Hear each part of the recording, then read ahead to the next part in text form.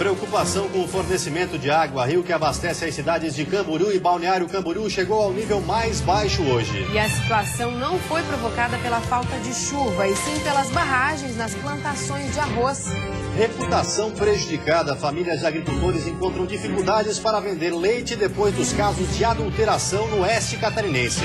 Baixa procura pela vacina contra a poliomielite preocupa no estado. Em várias cidades, a meta de vacinação está longe de ser atingida.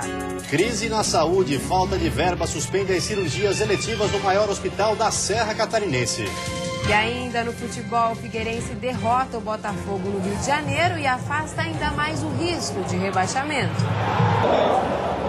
Já o Criciúma está com um pé na Série B. Depois da derrota de ontem, a direção do clube dispensou o técnico e 13 jogadores do elenco. O Band Cidade desta quinta-feira já está no ar.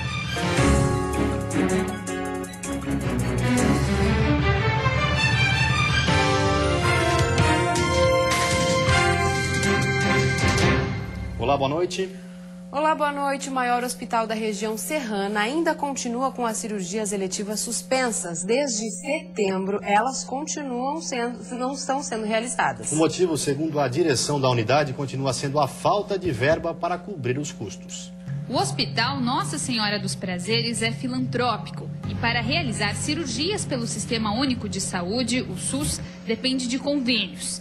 Desde setembro, o hospital vem enfrentando uma crise, porque, segundo o diretor administrativo, nem todos os procedimentos cirúrgicos estão sendo pagos pela Prefeitura Municipal.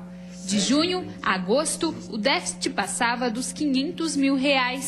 Em entrevista à nossa equipe na época, a secretária de Saúde disse que o dinheiro estava prestes a ser liberado. O Estado se comprometeu, eu só estou esperando uma documentação, porque nós temos dinheiro em caixa, uma documentação para que eu possa fazer esse repasse. Liberação que não ocorreu, fazendo com que as cirurgias eletivas continuassem suspensas e deixando mais de 350 pessoas sem atendimento. Eric é uma delas. Sem prazo para fazer cirurgia, ele continua esperando. Guardar o médico, né? Para ele, que esses materiais que precisa, que é tudo de fora, né? E no momento, não faz tempo estão aguardando e não chegou ainda, né? Daí passamos dor, tudo, né? E só na espera do médico, né? Todos os meses há R$63 mil para o hospital. Mas, segundo a administração, o valor não é o suficiente para cobrir os custos. E o resultado é que a dívida só vem aumentando. Agora o valor do déficit já chega a quase R$1 milhão. Segundo o diretor do hospital, desde setembro, eles não tiveram nenhum posicionamento do poder público. Ainda continuam suspensas porque não houve nenhuma manifestação por parte do gestor, tanto estadual quanto municipal, referente à quitação dos recursos, né, da produção, do excesso da produção, né, mas que a gente sempre lembra, são procedimentos autorizados, né, quando eletivos, previamente autorizados, e quando de urgência e emergência são pós-autorizados. As cirurgias eletivas não têm prazo para voltarem a ser realizadas. Um ofício foi encaminhado ao Ministério da Saúde explicando a situação. Nossa equipe tentou falar durante toda a tarde com a secretária municipal de saúde, mas não conseguimos contato. A gerente regional de saúde também não foi encontrada para comentar o assunto. A campanha nacional de vacinação contra a poliomielite e o sarampo, iniciada há 11 dias, ainda não atingiu a meta aqui no estado. O índice de imunização está abaixo do esperado em Santa Catarina e a vigilância epidemiológica alerta para os riscos dessas duas doenças. Crianças de 6 meses a 5 anos de idade devem ser vacinadas. As tradicionais gotinhas previnem a paralisia infantil e a aplicação no braço garante imunidade ao sarampo. Apesar disso, o movimento ainda está fraco nos postos de saúde do estado. Até agora foram vacinadas pouco mais de 50% das crianças catarinenses contra a poliomielite e 49% contra o sarampo. Além de Florianópolis, o desempenho também é considerado baixo nas cidades de Joinville, Criciúma, Chapecó, Blumenau e Itajaí. O apelo aos pais e familiares é um só: que não deixem de participar da campanha e ajudem a combater as duas doenças no país. O Brasil é referência mundial quando o assunto é campanha de vacinação. Em 1994, o vírus causador da polio foi erradicado, até que um pequeno foco foi encontrado neste ano em São Paulo. Já o sarampo não era registrado desde 2000, mas em 2014, estados como Ceará e Pernambuco contabilizaram 596 casos da doença. As doenças elas só estão erradicadas quando estão erradicadas no mundo inteiro, porque as pessoas viajam e com as viagens os vírus também circulam. A criança que deixa de ser vacinada fica exposta às doenças e pode desenvolver complicações. A vacinação segue até o dia 28 de novembro e neste final de semana os postos de saúde estarão abertos no mesmo horário em que funcionam durante a semana, das 8 horas da manhã às 5 da tarde. O sarampo geralmente é uma doença considerada benigna, não tem complicação, mas quando tem complicação ela pode ser séria, né? Pode causar encefalites, pneumonias e há casos de óbito por sarampo. E óbito também a poliomielite pode provocar, doenças muito sérias. E foi julgado o reajuste no IPTU 2014 de Hervaldo Oeste, que teve sua legalidade questionada na Justiça. A decisão foi favorável ao município. A ação, movida por uma associação de moradores, tramitava no Tribunal de Justiça de Santa Catarina. Ontem, após o julgamento, a Corte se posicionou por unanimidade favorável ao aumento. Foram reajustes necessários porque comprovamos de que toda a nossa região, o menor valor do IPTU é de Hervaldo Oeste. Nós temos hoje um valor de R$ 29,00 per capita, enquanto que todos os municípios da região têm uma média de R$ 50,00. Por isso que nós temos dificuldades para manter os serviços básicos, seja na saúde, na educação, em qualquer atividade. Nós estamos fazendo dentro daquilo que é a lei, por isso que houve a aprovação total dos desembargadores. Até agora, 60% dos contribuintes pagaram o IPTU. Os outros 40% devem procurar a prefeitura. E segundo a administração, eles não estão isentos dos juros pelo atraso. Eu acho que ficou bastante caro, né, o IPTU. Para todo mundo, eu acho. Para as empresas, para todo mundo, eu acho que vai pesar um pouco no bolso de cada um de nós, Hervalência, né? Eu achei que é um absurdo o pessoal pagar, mas agora que saiu não adianta mais. Eles deviam agora então parar e ano que vem não aumentar o imposto, deixar como está. Para 2015 e 2016, o projeto de lei quer reduzir as alíquotas. A ideia, ao invés dos 40% de aumento já previstos para serem divididos nesses próximos 2 anos, aplicar índices oficiais com adequação anual. Os vereadores devem decidir em breve se aprovam ou não o projeto. Já a decisão do Tribunal de Justiça cabe recurso na esfera federal. Por telefone, o advogado da Associação de Moradores disse que ainda não foi intimado oficialmente sobre o resultado, mas que vai fazer uma reunião com os moradores para saber se eles querem ingressar com recurso. E a seguir, professor está sendo processado pelo Ministério Público Estadual pelo excesso de atestados médicos apresentados. E ainda há risco de desabastecimento. O rio que faz a captação de água para Balneário Camboriú e Camboriú chegou ao nível mínimo hoje.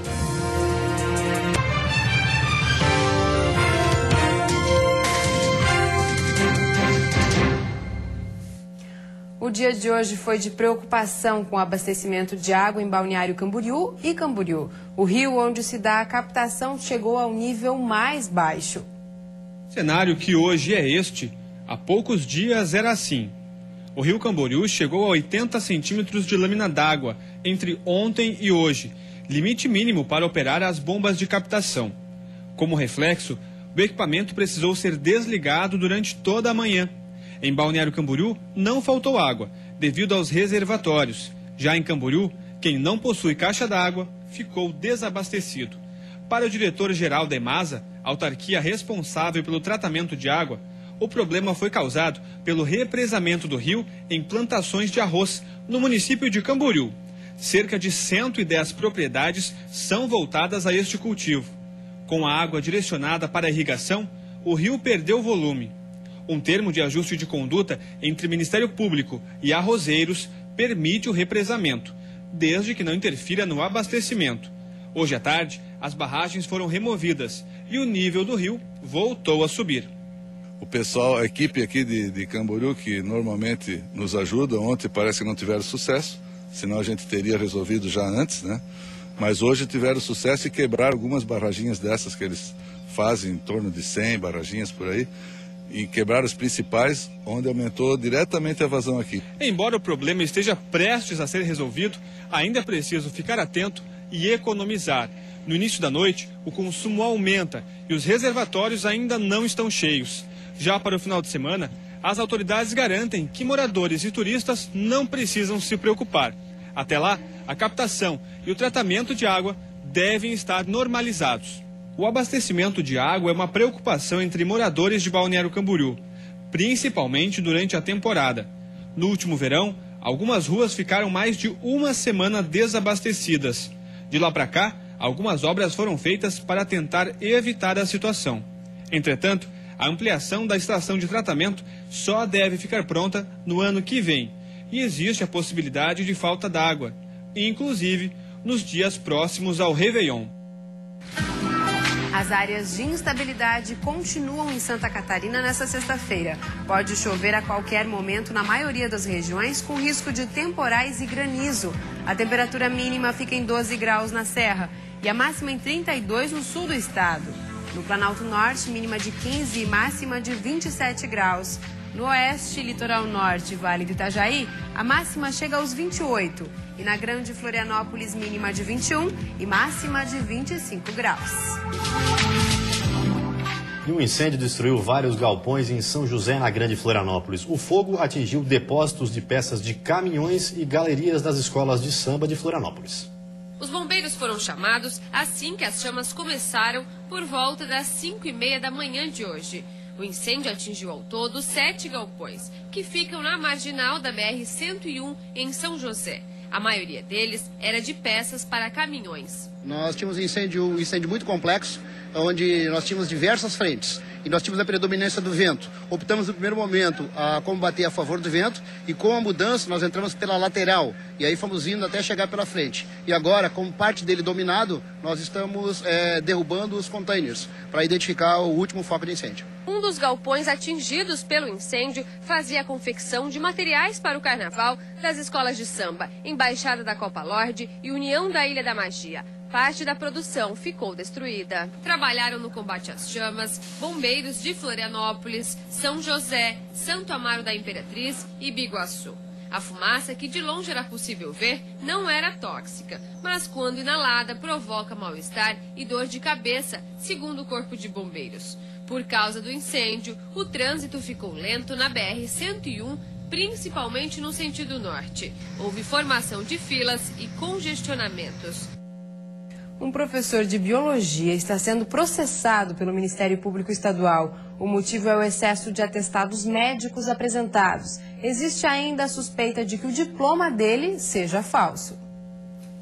O professor Eduardo Caetano Diomário trabalhava há 2 anos nessa escola da rede estadual em Joinville. Aqui, ele deveria cumprir 40 horas semanais, mas segundo a direção da escola, era difícil a semana que ele completava a carga horária das aulas.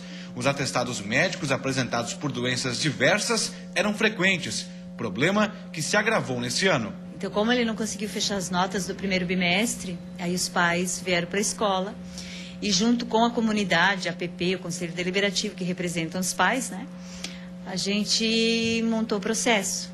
E esse processo, o objetivo desse processo era o direito de ter aula. A escola tem cerca de 70 atestados arquivados que foram entregues pelo professor. A maioria por períodos curtos, o que impedia a contratação de um substituto temporário. Para ter alguém no lugar, o professor precisa pegar 15 dias.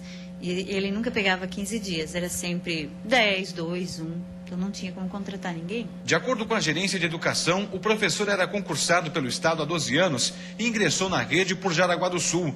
Uma cópia do diploma apresentado por ele está na escola, mas a suspeita é que o documento que leva o nome de uma universidade de Joinville tenha sido falsificado. A assessoria jurídica da universidade informou que Eduardo Caetano Diomário frequentou o curso de licenciatura e bacharelado em Ciências Biológicas entre os anos de 1999 e 2001, quando trancou a matrícula.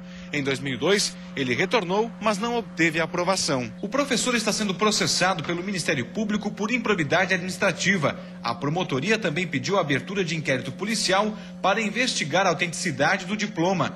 Nossa equipe foi até a casa de Eduardo Diomário, mas ele não quis nos atender.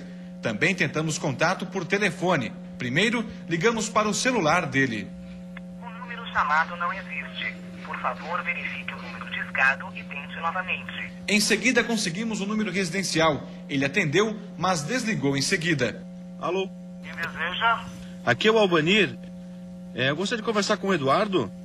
Da onde? É da Band Santa Catarina. E depois do intervalo tem futebol. O Criciúma perde mais uma em casa e praticamente dá adeus à Série A do Campeonato Brasileiro. E o Figueirense fica a 1 ponto da permanência na elite. Ontem o Alvinegro afundou ainda mais o Botafogo do Rio de Janeiro.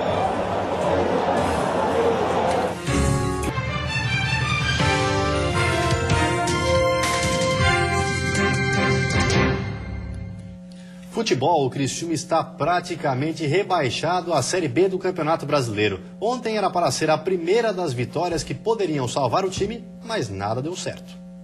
A partida era de vida ou morte para as equipes de Criciúma e Bahia. E o que se viu foi um jogo fraco. Na primeira boa chance, Galhardo tentou o olímpico e Bruno salvou. Ricardinho respondeu nesse chute de fora da área. E o jogo seguia com muita briga, mas fraco tecnicamente. Kleber Santana chegou a tirar Marcelo Lomba da jogada, mas bateu para fora. O time baiano chegou bem na bola de Galhardo, mas Bruno conseguiu abafar. Já no segundo tempo, pela primeira vez no Campeonato Brasileiro, o Heriberto Wilson ficou em silêncio. E mesmo com a bola rolando, a torcida se concentrou em frente ao camarote da diretoria e passou a protestar. Em meio à manifestação, Guilherme bateu de longe e fez 1-0 para o Bahia e foi aplaudido até pela torcida do Criciúma. O Tigre tentou responder na bola de Souza, mas já não tinha forças para reagir. O Bahia ainda teve boa chance na bola de Henrique, que passou perto. Fim de partida, Criciúma 0, Bahia 1. O jogo retratou bem a situação das duas equipes no campeonato. Um jogo fraco tecnicamente, com poucas chances de gol. Mas o Bahia soube aproveitar o momento ruim do Criciúma e praticamente decretou o rebaixamento do time catarinense. Gostaria até de reconhecer assim, que eu poderia estar trabalhando melhor. Peço mais uma vez desculpas à torcida, aos jogadores de não poder tê-los ajudado de uma melhor maneira. E a diretoria do Criciúma iniciou uma limpa no elenco. Hoje à tarde, o técnico Toninho Cecílio e 13 jogadores foram demitidos. Entre eles estão Galato, Cortez, Rodrigo Souza, Rafael Costa, Souza e Paulo Baier. Nos últimos 3 jogos da Série A, o Tigre vai entrar em campo basicamente com jogadores da equipe júnior. E o Figueirense continua fazendo a lição, mas fora de casa. Depois do empate com o Atlético Mineiro, o Alvinegro voltou do Rio de Janeiro com mais 3 pontos na bagagem. A briga agora contra o rebaixamento está quase vencida. O Alvinegro Carioca precisava bem mais da vitória, mas não soube aproveitar a grande chance que teve. Nesse lance, o juiz marcou o pênalti. Jobson cobrou e isolou a bola por cima do travessão. E como quem não faz leva, o Figueirense chegou lá. O gol de cabeça foi marcado pelo volante França depois de um belo lançamento de Felipe, no estilo 3 dedos. Os dois times tiveram outras chances de marcar, mas foram barrados pelos goleiros que estavam bastante inspirados. O Figueirense ficou com 43 pontos na 13ª posição. Para se manter na Série A, precisa de apenas mais 1 ponto. O próximo jogo é contra o Vitória domingo no Orlando Scarpelli. Acho que 43 ainda não tá, estamos com um pé, né? Mas pra gente colocar logo o segundo pé e ficar tranquilo, a gente tem que chegar domingo ganhando Vitória, que é pra ficar mais tranquilo ainda e ficar sossegado e permanecer na Série A. E daqui a pouco, às 7h30 no Maracanã, a Chapecoense enfrenta o Fluminense. O Verdão do Oeste precisa da vitória para sair da zona do rebaixamento. Com essa calma toda, chegando no Engenhão para treinar, parece que é a Chape que vive momentos de paz e harmonia. Mas não é nada disso. Logo o trabalho começou porque a Chapecoense precisa encontrar o caminho da vitória urgentemente. É o adversário do Verdão que vive um momento muito mais tranquilo na competição. Fluminense e Chapecoense se enfrentam num cenário completamente diferente do confronto do primeiro turno. Lá no dia 20 de agosto, a vitória da Chapecoense por 1-0 provocou protestos da torcida do Flu e deu tranquilidade para o Verdão. Tranquilidade que hoje não existe mais. Já são 6 jogos sem vencer. Logo após a demissão do técnico Jorginho, o interino Celso Rodrigues tenta colocar a Chape nos eixos e não revelou o time que enfrenta o tricolor das Laranjeiras. Uma coisa é certa, o time vai prezar pela marcação, ou seja, muito provavelmente a Chape vai com 3 volantes para cima do Flu. O pior é que um dos melhores volantes do time se machucou em dose dupla. Ricardo Conceição está com lesão de grau 1 nas 2 panturrilhas e deve ficar fora até o fim do campeonato. Pro lugar dele, Dedé deve ser o escolhido. E a seguir, após a repercussão da fraude na adulteração de leite, os 600 mil famílias que têm cooperativas regulares estão tendo dificuldades de vender o produto. E veja porque a Operação Lava Jato poderá trazer consequências para Santa Catarina.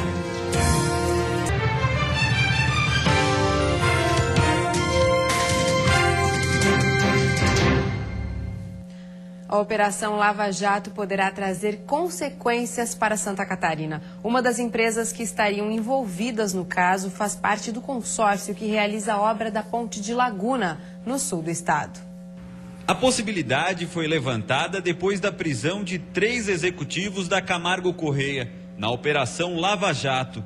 A empresa é a líder do consórcio responsável pela obra da Ponte de Laguna e a comprovação de envolvimento em casos de corrupção poderiam fazer com que contratos do governo federal com a empresa fossem cancelados. Para o presidente da Associação de Municípios da região de Laguna, a Amurel, com mais de 90% da obra concluída, dificilmente haverá qualquer paralisação. Não tem como parar uma obra que praticamente está já no seu final. A empresa já recebeu uma grande parte desses recursos e provavelmente, não tenho a menor dúvida, os recursos já estão em caixa para o término da obra. Então não tenho a menor preocupação nesse sentido. A obra da ponte terá um custo total de mais de 650 milhões de reais e é uma reivindicação antiga para acabar com as filas que se formam na região de Laguna. A estimativa é que depois de pronta, mais de 20 mil veículos passem pela ponte todos os dias. O prazo de conclusão da obra é maio de 2015. É o desenvolvimento do sul do estado, é o desenvolvimento de Santa Catarina, é o desenvolvimento do Brasil que está em jogo. Em nota, a assessoria do DENIT informou que não irá comentar questões jurídicas e informou que, caso a empresa seja decretada inidônea, os órgãos de controle devem se posicionar em relação aos contratos já existentes, sempre considerando as consequências de uma possível interrupção. A Organização das Cooperativas de Santa Catarina afirmou hoje que os laticínios que fraudavam leite no oeste do estado não são cooperativas.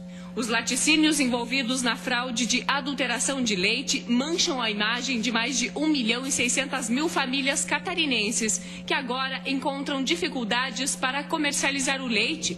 O presidente da Organização das Cooperativas do estado de Santa Catarina alerta que esses estabelecimentos denunciados pelo Grupo de Atuação Especial de Combate ao Crime Organizado do Ministério Público não são cooperativas. Funciona, sim, irregular e usa o nome que não deveria usar, até pela forma com que é feito.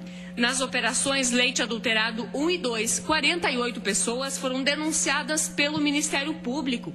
De acordo com o presidente das Organizações das Cooperativas do estado de Santa Catarina, nos últimos 17 anos foram cancelados 430 registros de filiadas a cooperativas que funcionavam irregularmente. Ele é fornecedor e é cliente da cooperativa.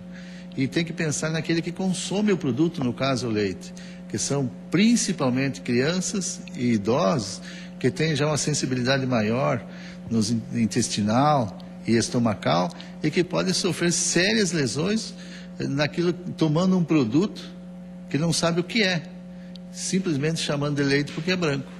Durante as investigações, o Ministério Público conseguiu provas que os laticínios e cooperativas falsas envolvidos no Rio Grande do Sul e Santa Catarina adulteravam o leite in natura, adicionando soda cáustica, formol e álcool, além de água oxigenada, que ofereciam graves riscos para a saúde das pessoas. E vamos ver como está o trânsito ao vivo aqui em Florianópolis. Na sua tela, imagens das pontes Pedro Ivo Campos e Colombo Salles, que fazem a ligação entre a ilha e o continente. O movimento é mais intenso para quem deixa a ilha. Na capital, faz 25 graus nesse momento. E você fica agora com o Jornal da Band. Uma ótima noite a todos e até amanhã. Uma boa noite para você e até amanhã.